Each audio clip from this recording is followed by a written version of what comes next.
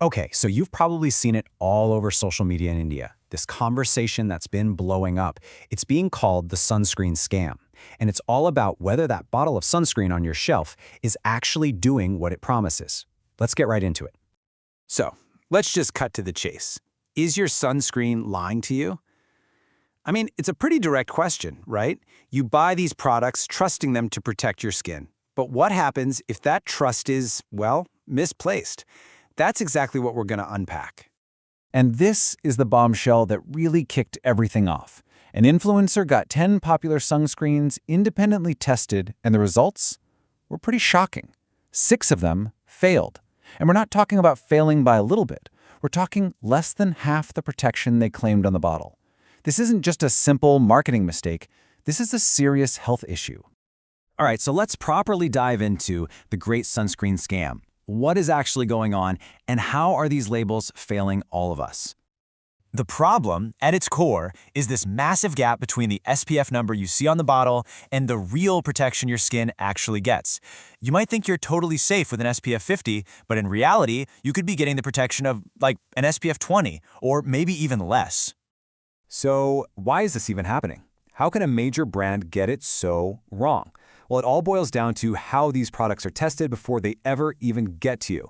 And this is where things get really, really interesting. Here's the critical difference. Think of in vitro testing as just a lab simulation.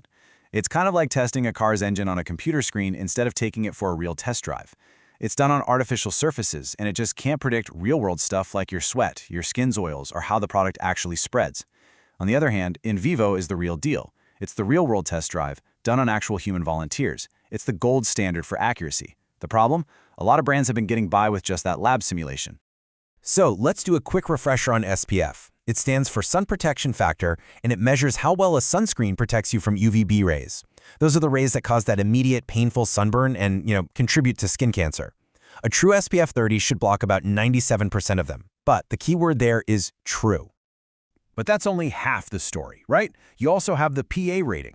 This one is for UVA rays, and these are the really sneaky ones. They go deeper into your skin, causing all that long-term damage, like aging, wrinkles, and dark spots. For PA, it's simple. The more plus signs you see, the better the protection. This shows you exactly why you need protection from both. UVB rays burn the surface of your skin, while UVA rays aid you from deep inside. That's why you always hear the term broad spectrum. It means the sunscreen shields you from both types. So you absolutely need both a good SPF and a high PA rating. Okay, so with all that information swirling around, how can you actually protect yourself from these misleading claims? Let's build a smart sunscreen checklist that you can start using, like, today. From now on, whenever you're buying sunscreen, you've got to become a label detective. First thing, look for the words broad spectrum. Easy. Then, check for a high PA rating. Go for 3 or 4 pluses if you can. And this is the crucial part now. Look for phrases like in vivo tested or clinically tested. And of course, the basics. Always check that expiry date and buy from a place you trust to avoid fakes. Now listen, even the best, most expensive sunscreen is totally useless if you don't use it the right way. And most of us, we don't apply nearly enough. The general rule is about a teaspoon just for your face and neck, and you have to reapply every 2 to 3 hours. Seriously, even more often if you're sweating or swimming. And please remember, sunscreen is kind of like your last line of defense, not your only one. It's part of a bigger plan.